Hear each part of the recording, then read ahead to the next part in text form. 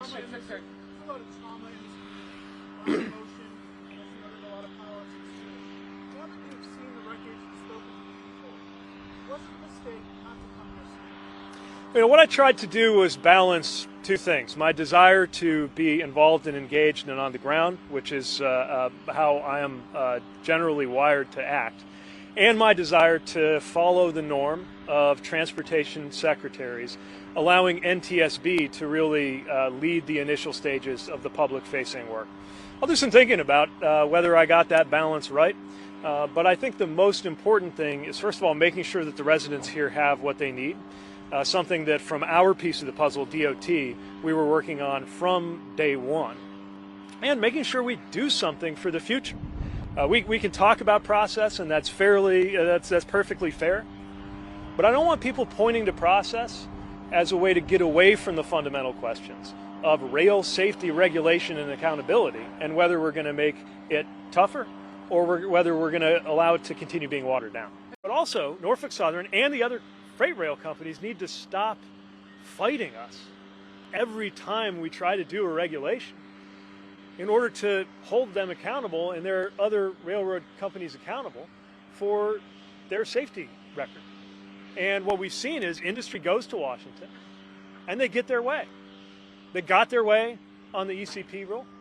They got their way on a Christmas tree of regulatory changes that the last administration made on its way out the door in December of 2020.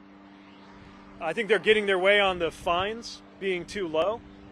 I'm sorry, but if the biggest fine we can charge on a violation is $250,000 or less, and that's an egregious hazmat violation to get somebody killed, that is not enough for a multi-billion-dollar company.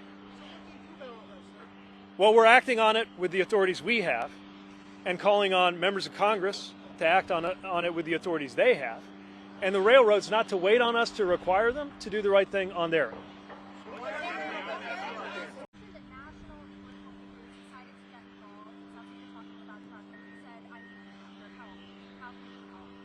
Well, one thing he could do is express support for reversing the deregulation that happened on his watch.